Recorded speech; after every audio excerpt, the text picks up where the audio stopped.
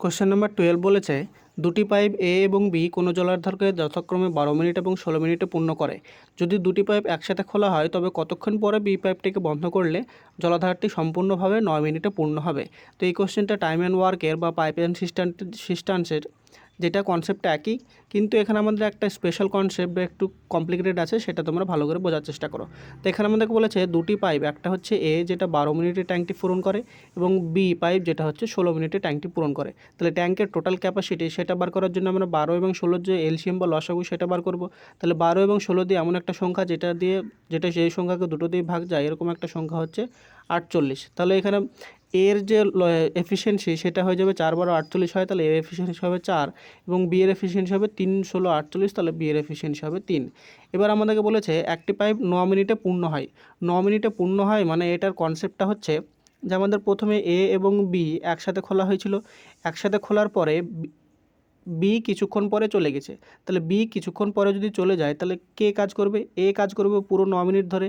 এই যে টোটাল টাইমটা সেটা হচ্ছে 9 মিনিট। এই 9 মিনিট ধরে এ হচ্ছে আমাদের কাজ করেছে, কিন্তু বি কিছুক্ষণ পরে কাজ করার পরে সে ছেড়ে দিয়ে চলে গেছে। তাহলে আমাদেরকে বার করতে হবে যে এই যে আমরা দাগ টানছি সেই দাগটা পর্যন্ত বি শুধু কাজ করেছে, তাহলে বি এই টাইমটুকুতে বা কত টাইমে কাজ করেছে বা কতক্ষণ কাজ করার পরে বি ছেড়ে দিয়ে গেছে। তাহলে আমাদের বুঝতে হবে যে বি কাজ ছেড়ে দিয়ে চলে গেছে কতক্ষণ পরে, সেটা আমাদের বার করতে বলেছে। কিন্তু এ তো আমাদেরকে টোটাল 9 মিনিট ধরে কাজ করেছে, তাহলে এ 9 মিনিটে টোটাল কত কাজ করেছে? তাহলে এ 1 মিনিটে, এফিসিয়েন্সি মানে হচ্ছে 1 মিনিটে কাজ করা। তাহলে এখানে এ 1 মিনিটে যদি 4 ইউনিট কাজ করে তাহলে 9 মিনিটে সে কত ইউনিট কাজ করবে? 4 মাল্টিপ্লাইড বাই 9, তাহলে এটা হয়ে যাবে 36 ইউনিট। এবার 36 ইউনিট কার মধ্যে? 48 ইউনিটের মধ্যে 36 ইউনিট কাজ করেছে এ। তাহলে এ হচ্ছে প্রথম বি এর সাথেও কাজ করেছে, তারপর বি চলে যাওয়ার পরেও কাজ করেছে। তাহলে টোটাল এ মানে বি যখন ছিল তখন তার সাথে এবং একা টোটাল কাজ করেছে 36 ইউনিট। এবার 48 থেকে 36 ইউনিট যদি আমরা বাদ দিই তাহলে আমাদের রিমেনিং ওয়ার্ক কত থাকে বা রিমেনিং ক্যাপাসিটি কত থাকে?